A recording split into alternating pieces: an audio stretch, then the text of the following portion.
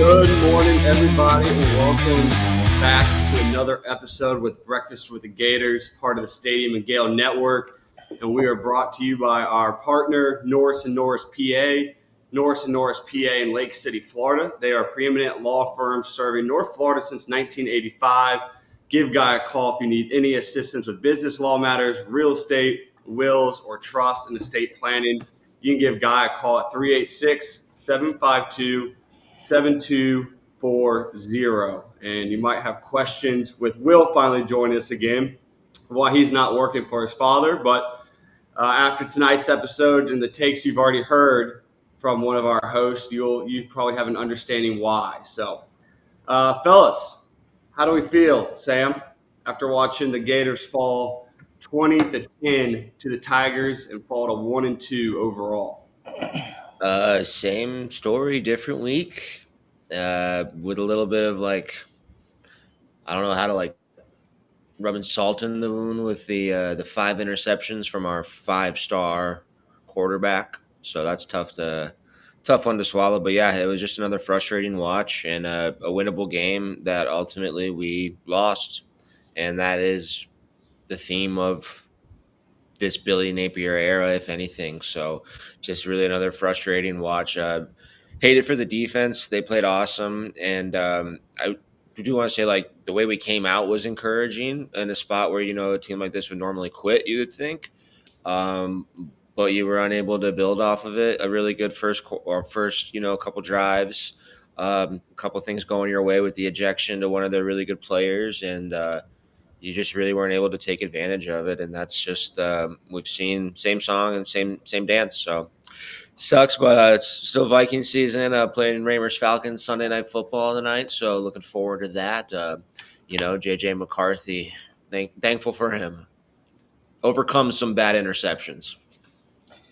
Yeah, Sam, it was same song, different dance, or same dance, different song, whatever you want to say. But it really, what it boils down to with Billy Napier is he finds different ways to lose. Last week, you had the poor clock management, which we've seen before, and the various crucial penalties and everything.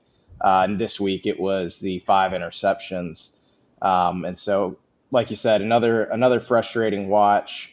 Even though the Gators only lost by 10, and we were really in the game the whole time. Like you said, thanks to the defense. The defense played outstanding, I thought, outside of maybe 2 or 3 plays. It never really felt like the Gators were in it. Like even when it was 3-0, and then it was 10-10, it felt like we were in it, but it just never felt like the Gators were going to win that game. And I guess, maybe that's sort of how I've started to see the Billy Napier era. The guy has won. I don't think he's beaten a team on the road that has finished with a winning record. And so I never expected the Gators to, be able to take advantage of really the good breaks they had with, forcing them to go 3 and out, and then going down the field, their All-American linebacker getting out on the first series and going into the Gator. We moved the ball pretty decently throughout the game. But it wasn't even like red zone breakdowns. It was like once the Gators crossed the 50-yard line, all of a sudden just the whole rhythm of the play calling, just everything, DJ being off. It was like once we got into LSU territory, there was hardly ever a chance that we were going to score a touchdown. Another frustrating watch. Billy Napier now moves to 7-9 in September games as the head coach of the University of Florida. So I don't know what exactly that percentage is, but I know it's not very good. Yeah, the saying is it's in all kinds of weather, and it's been stormy in Gainesville for quite some time now. And like you mentioned, Will, the game was close. A one-score game for, I guess, until that pick 6 by Lagway midway through the third quarter. But it never felt like the Gators ever had an opportunity to win. We make offense seem like we're playing on Heisman mode while the other team plays on varsity, it feels like. The play calling certainly doesn't help, but just another rough night. Just a typical Billy Napier effort with his team. I believe USF we were foaming at the mouth, and tonight I believe a report got tweeted that we were ready for a slugfest and a lot of guys ready to stand up. And on the offensive side of the ball, I think Sam mentioned this in the preview show, all the hype around the offensive line, and it worried you a little bit. I think 5,000 career snaps, and they've been kind of the Achilles heel of this offense as well. So I'm not too sure what we saw during the offseason and fall camp, especially with an All-American returning at center. Last week they had every position on the offensive line had a penalty, and I believe that was the case tonight, or at least 4 of the 5 positions had a penalty with a few of the guys getting multiple. So just an all-around frustrating night for the Gators. Couple false starts too. Even on Slaughter, who's an All-American, it's just a false start coming out of a kickoff right after the Lagway pick. Yeah. We were either going to get it as a false start or delay a game. Yeah. So it's really disappointing. Delay a game, actually, that one, but yeah, no, it's the offensive line. It's frustrating, and the penalties. I will say, like you said, Jackson, like it never felt like we had a chance last night. When we thought Jaden Ball was about to score a 90-yard touchdown, there was like a little glimmer, like, oh. But like when that got called back because of a penalty, you're like, yeah, it's not happening. There's no chance. Just that one of those nights in Death Quickly, Valley. like, yeah, it's like I said, you start out great, you get a couple breaks right off the gate, you get a field goal to start. Yeah, it was just bad. All around. Well, we can see the vibe that Will is feeling right now with the now hiring sign. It's time for Billy Napier to update that LinkedIn. Yeah, sure is. Put a for sale sign in his front yard as well. And if he doesn't have one by tomorrow, you could be the responsible party for one. Put one in his front yard. But we do not suggest that or promote that kind of behavior on this podcast. Of course not. Yeah. Of course not. We'll just jump in straight into a caller. We had a few guys on site. Dev, Hunter, and Lovelace, part of this podcast, are not here. They might be jumping in a few minutes. It's about a 90-minute drive coming back from Baton Rouge. So we're going to try to get their thoughts.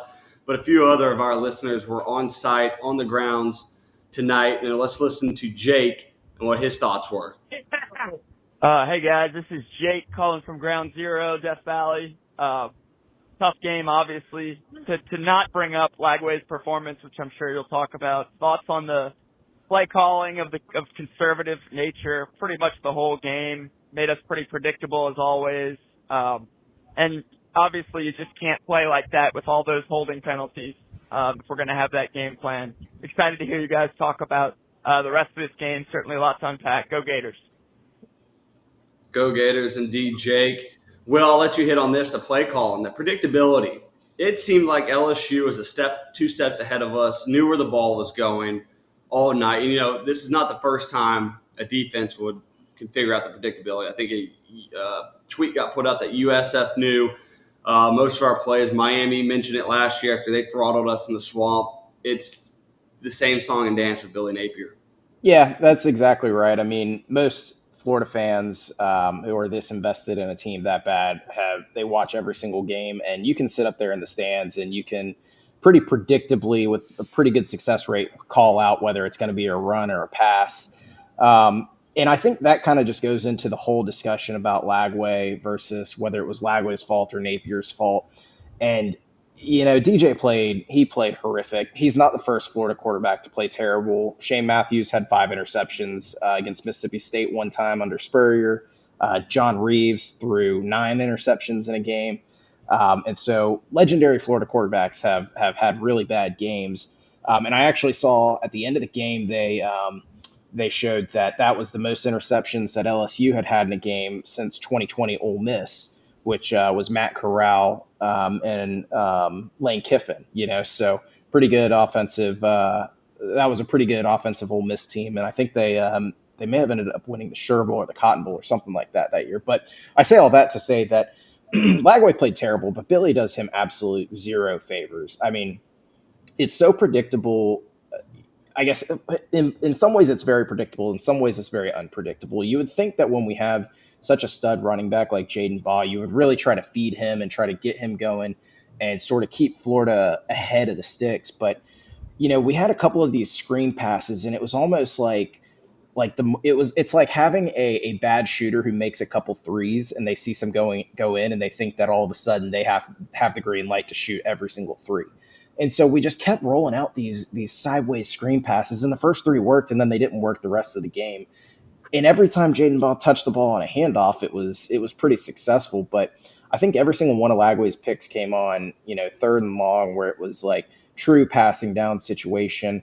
And I think all of them, except for the last one and maybe the first one, are these hitch routes that are like hitch and crossers right there, where you're kind of compacting the entire field. And it just seems like it makes it very easy for the defense to cover all of that. And everything he threw was kind of telegraphed, and he just, these linebackers and safeties just undercut the routes and were able to create the turnovers. But I think that Billy's totally lost the benefit of the doubt. Lagway has now had a few bad games, but Billy's already used the quarterback had the bad game excuse. That was used up on Kentucky in 2022 when Anthony Richardson had his stinker. And so it's kind of par for the course for Billy Napier teams. You go on the road, you can make all sorts of excuses about, they didn't do this. We did some things well. We did some things poorly. But every single time we've gone on the road, there have been issues. And so DJ played bad, but I'm not going to sit here and be like, well, DJ Lagway cost us that game or anything. I just don't think Billy Napier is capable of winning on the road in the SEC versus good teams. He's never done it before, and I don't know why I should all of a sudden think that it would be different tonight or last night. Yeah, to Will's point, you nailed everything on the head, but just to the predictability and watching the game, fans being able to know what plays calling to the point, like, you know what guys running the orbit motion. Like, it's down to that, which is crazy. And like you said, DJ, it stinks. Like, he played so bad. And, like, I would like to break down each of his 5 interceptions real quick. They were all the same. Each one of them littered with yellow helmets. I mean, they were all at least 2 guys around plus. Like, and give LSU's DC Blake Baker, great, going to be a head coach one day, I'm sure. Great scheme, confusing, but he just never looked ready for it. And I think a really frustrating part was there was times where he would make some good throws, and like the touchdown pass to Mizell was an incredible throw. And hey, Aiden Mizell, get him some more burn. He was one of the few bright spots, made some really good contested catches, hard catches for who's just supposed to be a speedster deep threat. But Lagway would make a few good throws, and then it just would make on third downs, critical third downs, and even late in the second half when he was just like playing jackpot out there, when we were at least in field goal range for Trace Mack, you could have at least made it 16-20 or something to at least give yourself a chance at the end, but you completely eliminated that by just being careless on third down.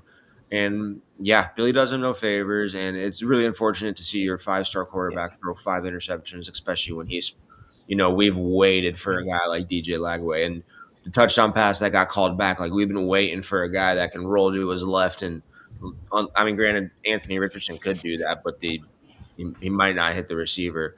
But yeah, it just really frustrated. And then it just eventually turned in, outside of the 5 interceptions, it just turned into the same watch that it always is. So one of the things I noticed, LSU was bringing a lot of heavy blitzes, and it really just didn't seem like Florida had a plan to try to do anything. Like, we had these little swing passes out there, but after like I said, after the third one, they were covered up completely, but no quick slants over the middle or anything like that. Like, they burned us on that the entire night when we were showing blitz and then dropping defensive tackles. Refused to cover the slot on third down. But it's like the best slot receiver in the country practically. Yeah, and I don't think that Billy has that in the playbook, because it just seems like it should be so easy that when they're bringing blitzes up the middle heavy like they did, and they got Harold Perkins on the side, that we got guys like we've run this slant route to Trey Wilson to get touchdowns against USF and against LIU, but maybe that's a goal line package only type of play call for Coach Napier, the play caller. But I don't know. That's why I hesitate to put everything on DJ, because it just doesn't seem like he is set up for success.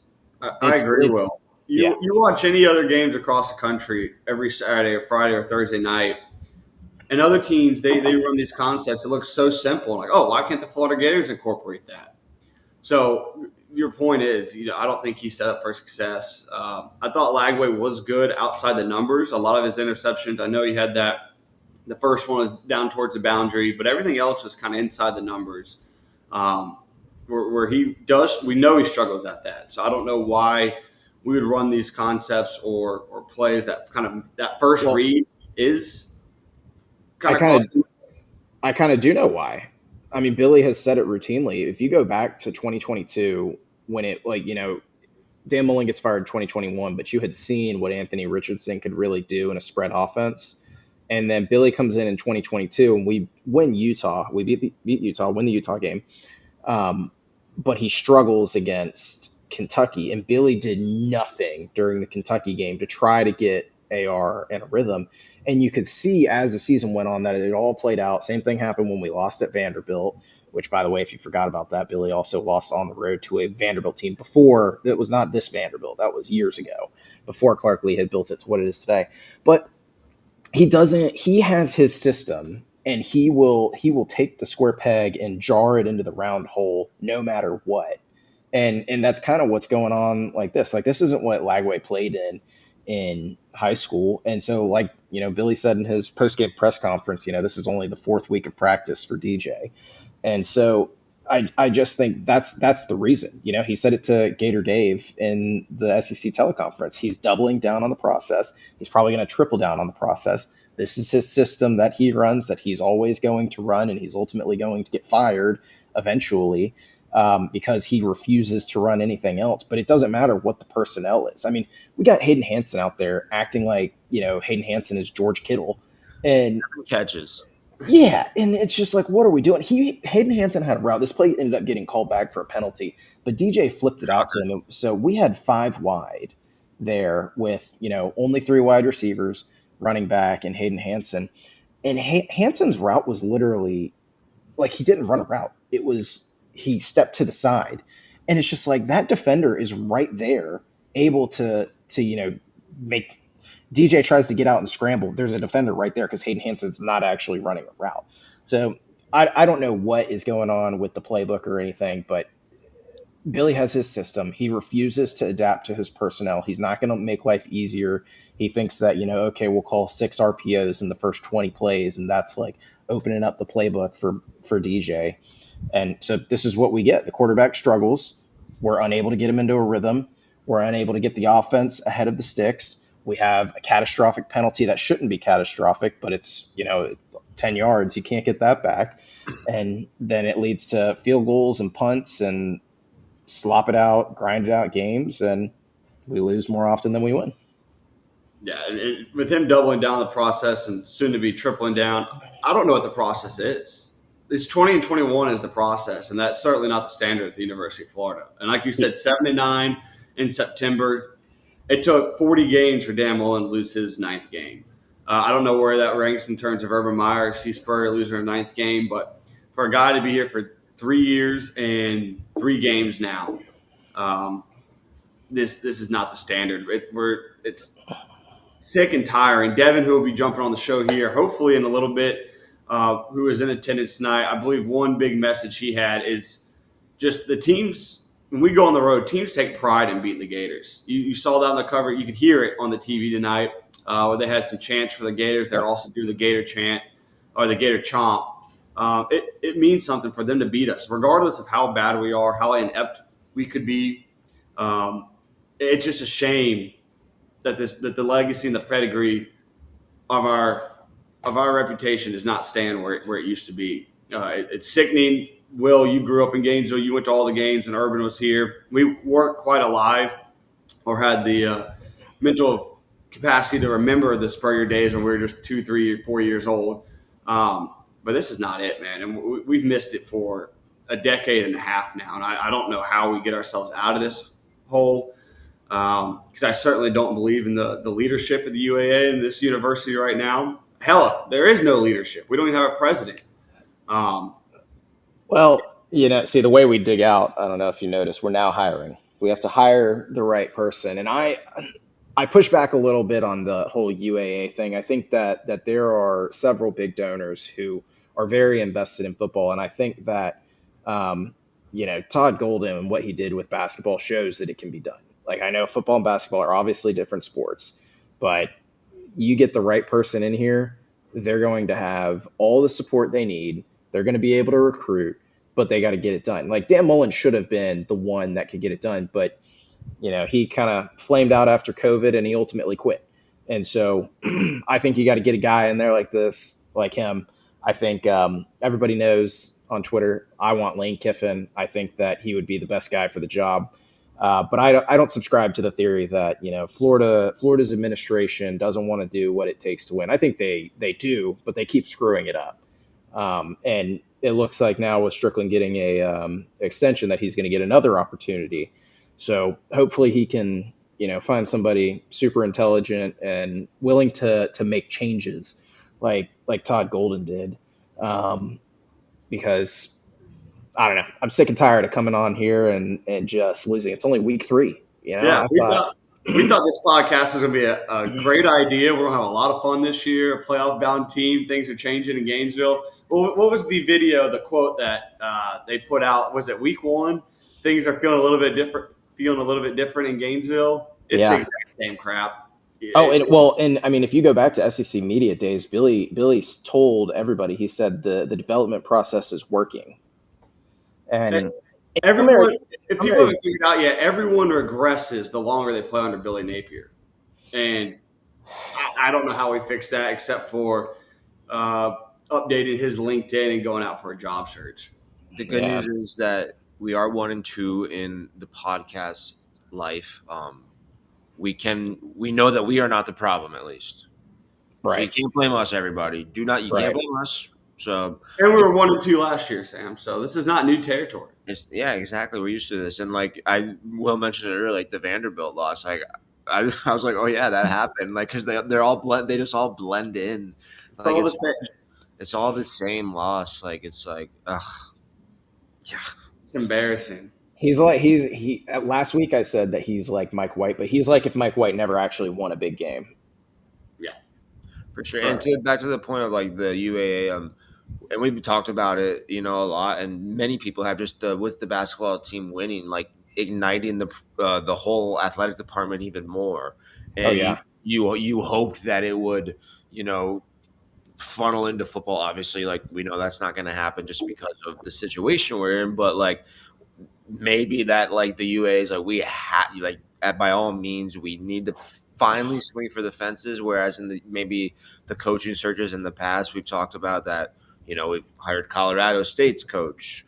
We hired Scott's buddy from Starkville, and then we hired the guy from Lafayette. So now maybe, and like Will pointed out, the donors and boosters, like they got to be tired, man. Like, go get a dog. Yeah. But even then, I mean, I don't know how much of the buyout comes from, like now that they have revenue sharing and the TV money and everything like that. So, in Florida's boosters just aren't the way that you read about with Alabama or LSU or Auburn. They're not, knocking down Strickland's door trying to, slide in their 2 cents to get everybody or Strickland to listen to like what their guy is. But I think with it seems inevitable that Billy Napier is going to be fired at some point. We don't know when it is. It might be, the first bye week. It could be literally after the FSU game. Who knows? I don't think the team will quit on him. But it's just clear he's not going to be able to get the job done. And so I think they're going to make a move at some point. But you got to get a guy who fits Florida. When you compare Florida football and basketball, part of the reason people really started to love Todd Golden is because how much pride he took in beating the snot out of these teams. Like he would go into we'd be up 15-20 against these SEC teams, and he would be talking about how we need to win by 30. And that's what Florida fans want to hear because that's what Steve Spurrier did. And it all goes back to that, even when Muschamp went 11-2, Florida fans weren't very happy because the offense was horrible. And Florida fans want offense. Like you can call us spoiled, but we want offense. And so you got to get a guy in here that fits. It can't be one of these Saban, Kirby Smart, we're going to recruit on the trenches and run the ball down everybody's throat. And then on 3rd and 5, we're going to throw a 6-yard route and, take up all the time of possession and win 27-20. Like, that just won't get it done at Florida. You got to have somebody that comes out here and is ready to light it up. Yeah, I agree there, Will. And question for the both of you guys. We always obviously stated Napier doesn't put Lagway in a position to succeed. Was there any moment during the game where you guys thought, hey, maybe throw in Tramel Jones? I mean, create a little bit of a spark. We just talked about this with Chris Doring, and he said you got keep the keys with Lagway. He is the car. But the car is on 3 spare tires right now and running out of juice. I mean, we got to have something occur because the defense played great. We've allowed 2 touchdowns defensively. One was a kind of a broken fluke play against USF, and LSU had a good 10-play, 76-yard drive last night. But something's got to give because that defense is playing really good football, and we're 1-2 right now. It's doing them no justice for them to go on the sideline and watch what our offense puts on the field. I mean, it definitely popped into my mind. Like you can't keep doing this. Like I said earlier, like especially when he was throwing these interceptions at a point in the game where we were on the field. I do think just Billy being the analytical, like, oh, I can't put Tramel Jones in this situation on the road, trying to dig us out of this, and then could also see it like, let me try to see if my quarterback can overcome this. Like, I'm not to really we're not a hockey podcast by any means, but I'm a big Tampa Bay Lightning fan. And anytime our goalie, Andre Vasilevsky, gives up a bunch of goals, like he refuses to get pulled out of the game and the coach won't pull him out just because he wants to try to work out of it and do that. So like maybe Billy's trying to do that, but I think more not trying to put Tramel in that situation because he failed DJ Lagway in this situation. So how is Tramel really going to get it out of it, and is he ready for it? So I don't know. Like it was like, and at the point in the game, we were already cooked. So I would have liked to maybe see it. He could have maybe let a bit of a spark, but it wouldn't have changed the result. I didn't have a thought to go to DJ Lagway. I saw on Twitter a lot of people were talking about, or go to Tramel Jones, excuse me. I saw a lot of people talking about, well, Spurrier would have done this and all this stuff. Billy Napier is not Steve Spurrier. So yeah, if it were Steve Spurrier coaching, I would say, yeah, bring in Tramel Jones and let's see what he can do with the backup. But then I have confidence that the coaching is being done to the best of, one of the best all time. With Billy and Lagway, I think that Lagway is somebody who can maximize whatever you can get out of Billy's offense. He had a bad night, but he's still young. He's still working out the kinks. He is only on week 4 of practice, as ridiculous as that is. And so I think you just had to work through it. And we were only down 10 points. So if Lagway can spring a big play, then you're down 3 and, that sort of thing. It ended up not working out. Like it also kind of, maybe somebody will ask about this, but, and you guys can give your thoughts, but at the end of the first half, Billy got aggressive and he called timeouts and then we went and Lagway ends up throwing a pick. But I loved that Billy was aggressive with it because that's what you have to do to win games, especially when you're an underdog. Like you've got to maximize your chance of scoring, and it didn't work out and they got a field goal out of it, but that's not even, we didn't lose the game because of that, No. And so I didn't have a thought to go to Tramel Jones. I didn't think this wasn't like a situation where Treon came off the bench against Tennessee and that I thought that that was a situation where you should for sure go to the backup. But I didn't think that Tramel Jones was about to play hero. Will, I do also appreciate Napier taking that timeout with a minute 20 left, wanting to go score the football. Wanting to go score. Yeah. We get the ball to start the second half. It's a tie ball game at Death Valley. No one's giving you credit to go and win this ball game at night. Right. So I appreciate it. It didn't work out in his favor. I get it, but he tried it. The problem was that on 3rd down, he called a hitch route with 3rd and 8 on everything. Correct. And it's why not have somebody go? There's literally 60 yards of field. Why not have somebody go deep and try to bring that safety away? But instead, what do you know? Well, you're just on a podcast and sitting in your house watching. this Billy Napier world of every quarterback is Tom Brady, and you really are the New England Patriots in their prime, and you can just run a bunch of hitch routes with Edelman and Gronk and everything. That's basically what we're running. And I did have thoughts about getting Terrell Jones to the game. I just don't understand. What are you going to lose out of it, right? I mean, No, you don't. Well, I mean, you lose Lagway's confidence, and well, I don't know if 5 interceptions really helps his confidence either. You lose Lagway's confidence, and you don't do anything for Trammell's more than likely either. I think Lagway's got to keep slinging it. I think he needs as many reps as possible to try to get into a rhythm, and that's the only way we're going to even have a winning season. And what do you mean by slinging it? I think he was averaging like 6.7 yards attempt or per completion. I think we need some more vertical routes like we were running last year. Maybe they're just covering them all up. Well, that's on the coach for not being able to find a way to, think about that. We ran so many vertical routes last year, and then everybody started dropping 8. And all of a sudden DJ is doing, well, call something that makes them get out of that. Like if they're dropping 8 all the time, then we should be able to run the ball. And newsflash, we've been running the ball great all year, but he inexplicably goes away from it. So you got to keep running the ball until they come up, and then you can hit them deep. It's like he has his process and his plan, but he will not stick to it in game. He is so unbelievably frustrating. Other teams do watch film. They pick on. Obviously a lot of the interceptions were like bad, but like the pick 6, like he knew he was going to run a hitch route. He absolutely baited DJ into throwing it and read it to perfection, and DJ hit him in stride like he was the receiver. I would love to know if Pyburn had called that out. I doubt we probably didn't change a thing. No, I was just going to follow up with that question. You think Pyburn just told the entire playbook? Obviously, they're watching film and they're smart people, but I wonder if Pyburn just told him the entire week during practice. This is all Billy Napier does in all situation occurrences. Yeah, this is what he runs, and sit on it. It's only you're telling your teammates 25 plays, if that. I mean, hell. Yeah, he calls third downs like when it's 3rd and 7, you have to get 7 yards, and you're not allowed to get 70. 25 plays, or 3rd and 4, and you got to get 4.5 and not 4. Yeah, I got the breakdown: 25 plays, 15 screens, 5 to receivers, 5 to running backs, 5 to tight ends. That was on third downs? No, that's just my breakdown of his 25 playbook plays. And going back to Hayden Hansen and him trying to be – how many times did you guys notice on TV he was in 4 wide or 5 wide? He was the outside receiver. I mean, what threat does he bring? I'm serious. I mean, you're allowing them to kind of maybe double up on somebody else or, be a little bit looser. And I don't think you're playing to his strength either as a tight end.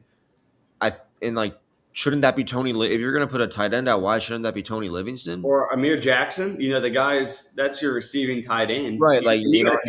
Hansen, from all everything you see about him, he's a hand in the dirt tight end, can help in the block game, play action passing, and he was in check down. He was just getting all these check downs, and at the end of the game when we were needing to, if there was any hope, obviously we knew there wasn't a chance, and it was like he threw to him like 3 straight times.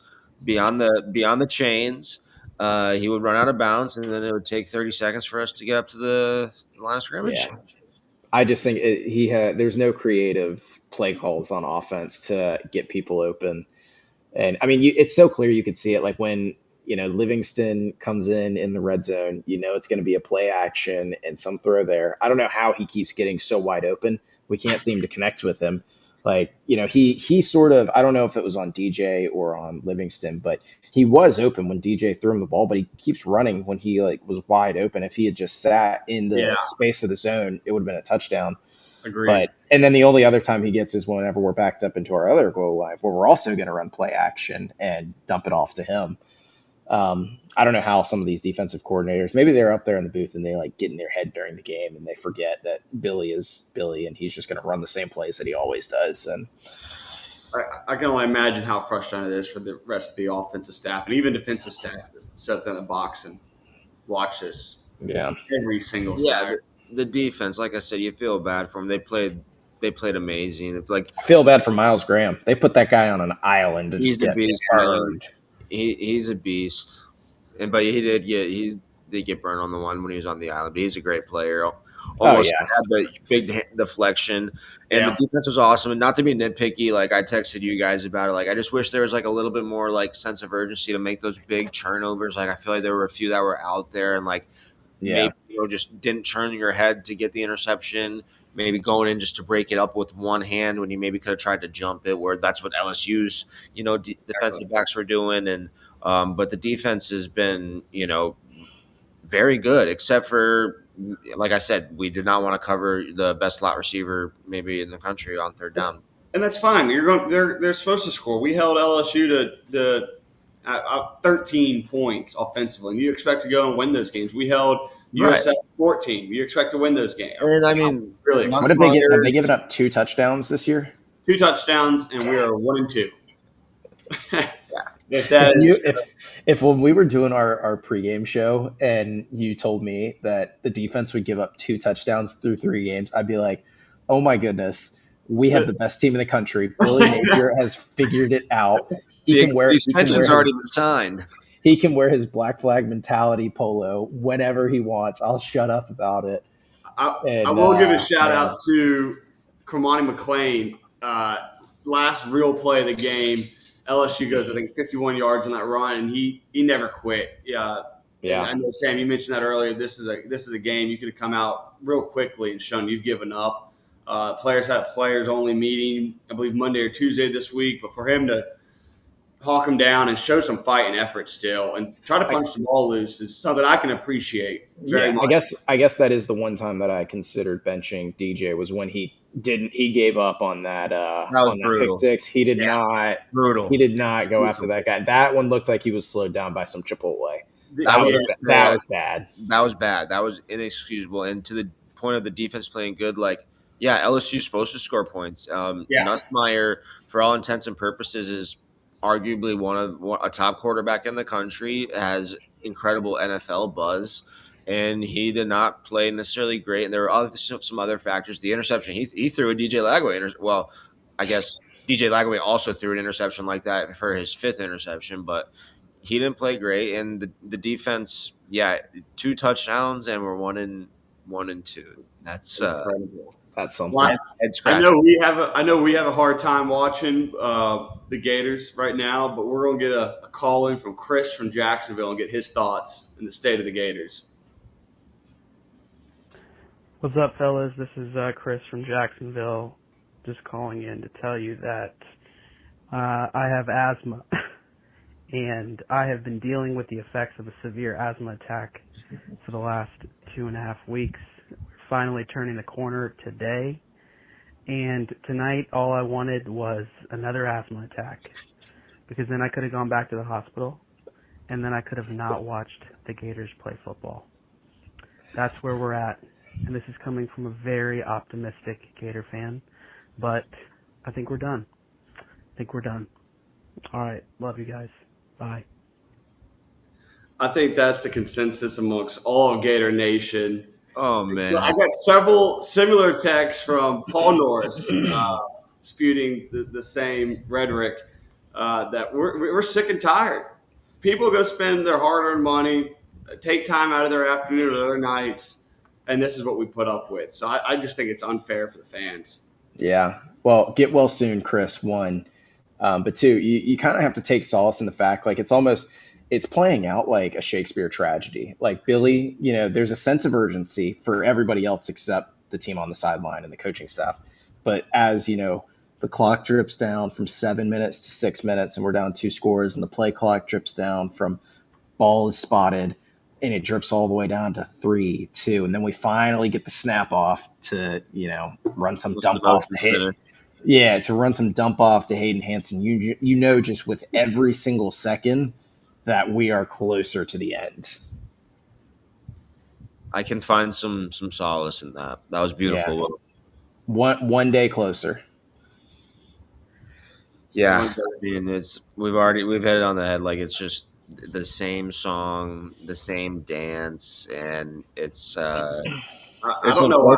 And we don't even really have to record the show. We can just repeat the USF and LSU and just repost. I was gonna ask, how do you guys think we're gonna lose to Miami? Because they look pretty good against USF. So Well, I might be selling some tickets here soon. I had out here in Arizona, obviously at work in the office, I was getting joked on for losing the USF, and I had a lot of people, USF going to do it to Miami, and I was like, honestly, I'm very confident Miami is going to go out there and beat USF soundly to prove a further point. That's something Mario Cristobal would do, and then they're going to do it again to us. And yeah, like we mentioned I definitely thought this was a spot where like your team would quit.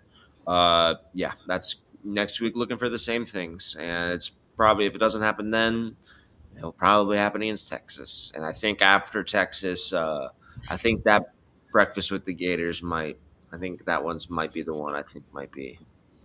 How about us getting college game day next week at Hard Rock? What is this? How bad is this? Time out. We are not getting college game day. Let's make one thing clear. They already announced it. Logo still holds weight. I know we're not getting it. It's for Miami. It's for Billy. Like, it has nothing to do with us. Oh, that's what I was saying. Like, it's laughable, but does that mean they're gonna like interview Billy? When he gets to all publicity is good publicity. Yeah, man. That should be really fun, and there should be some good game day signs, hopefully. Oh yeah, some really good ones. How many 41-17 signs are we going to see? It's probably going to be 65-0 after the new signs.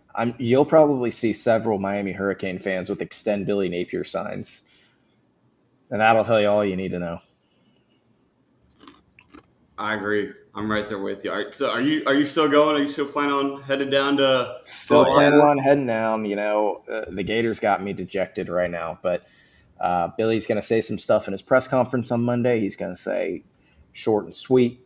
We checked out the tape. A lot of good, some bad. Got to clean some things up. Go play some ball that we could be proud of. And I'm going to be fired up, ready to go. I'm going to be screaming at the Miami fans. I'm going to be having a good time with my friends.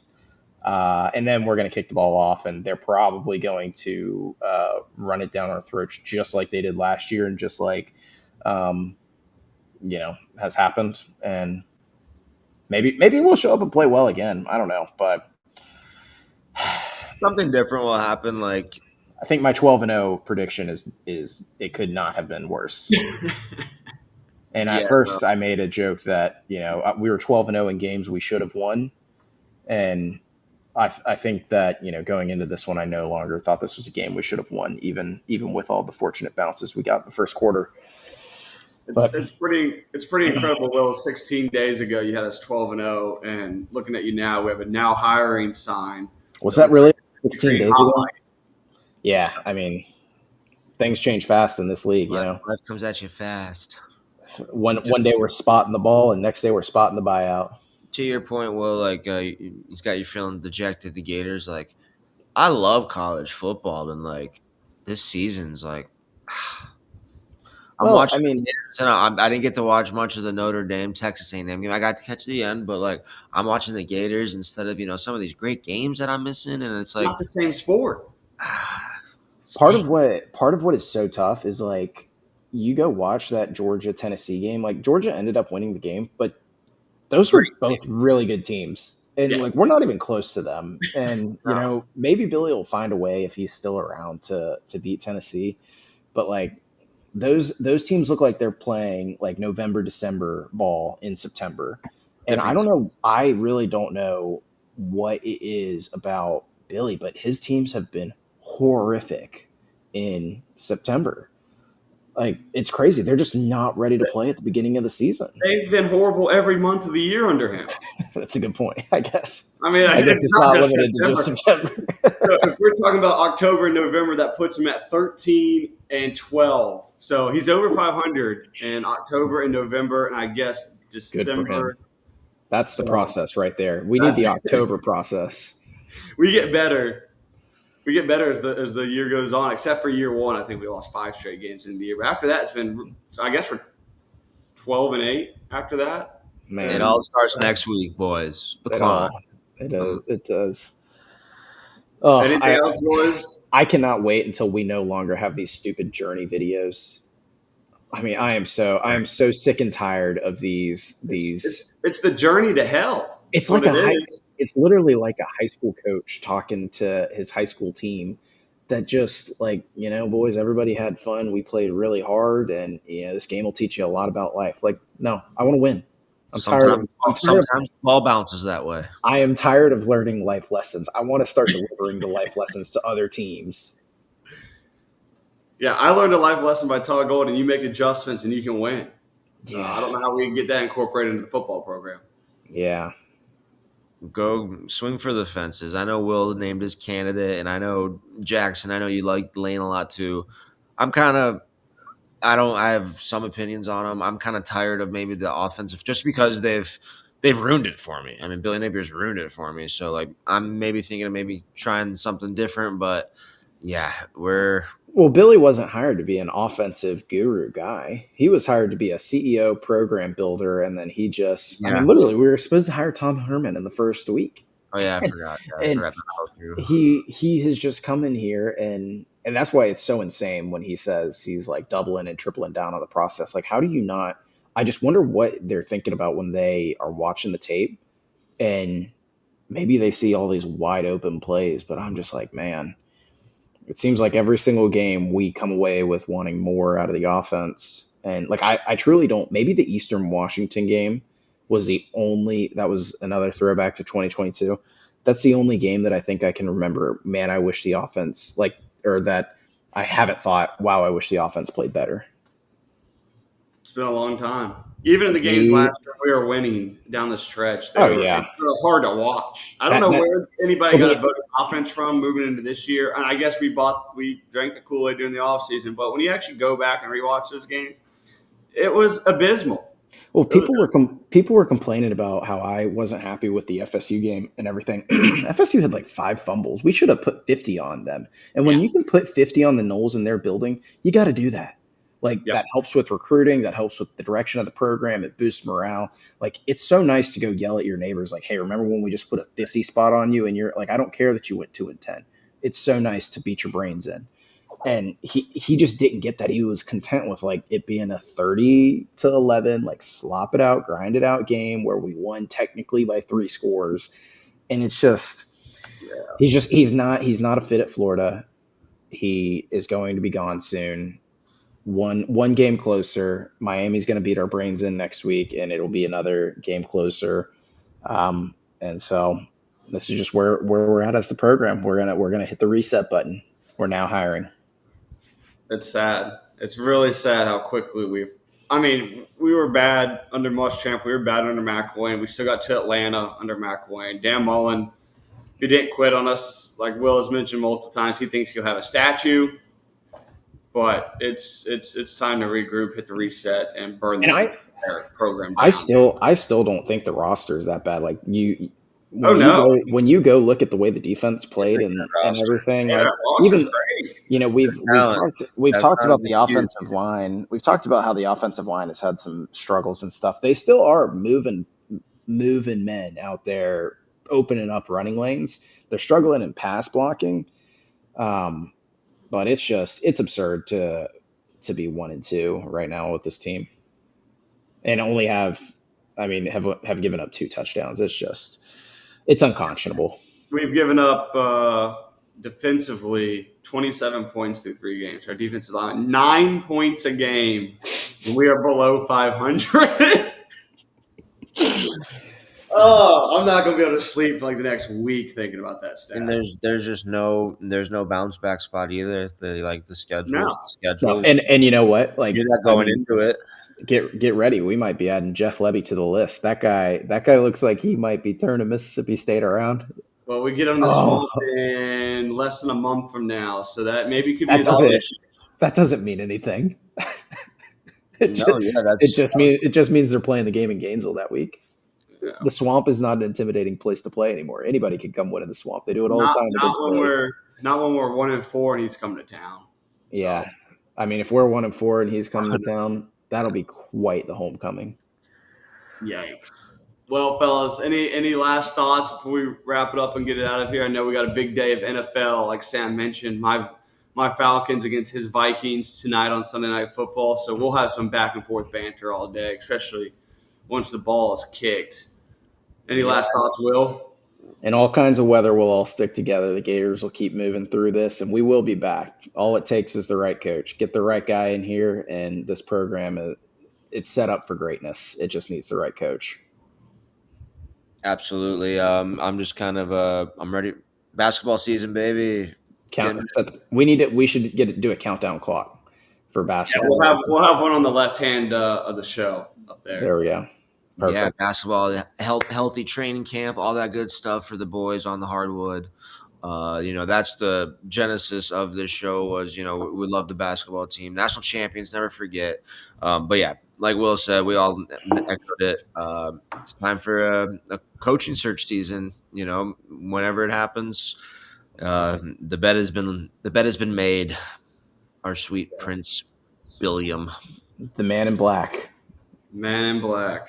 Kalen DeBoer, I think, did he wear black today? He was 9-1 when he wears black and like a below 500 record at Alabama when he's in school colors. That's a nice tidbit.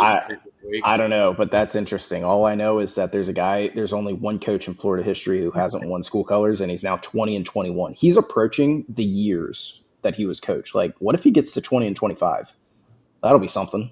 What would that be? That'd be Miami, Texas, Mississippi State, and then Georgia. Yeah. Texas A&M. So the bye week before Georgia is always accent season. So, damn. If he goes 2025 and gets axed in 2025, that'd be written in the stars. It would be.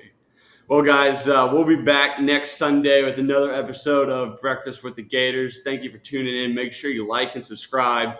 If you missed it, Thursday we drop a new midweek show called Breakfast Bites.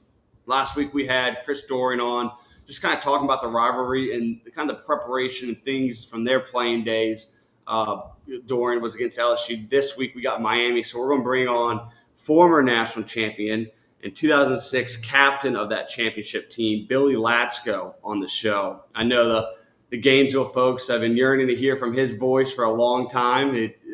Billy doesn't make his voice very public, but we are proud to have him on the show come Thursday morning. So make sure you tune on to that on our YouTube, Spotify, Apple, and Twitter page. And again, this show was brought to you by Norris and Norris, PA. Norris and Norris, PA in Lake City, Florida, a preeminent law firm serving North Florida since 1985. You can give Guy a call at 386-752-7240 if you need any assistance with business law matters, real estate, wills, or trust and estate planning. And his website is down in the banner below, so go give him a call. And we're also part of the Stadium Gale network. So thank you, everybody, for tuning in. Go Gators. As always, go Gators.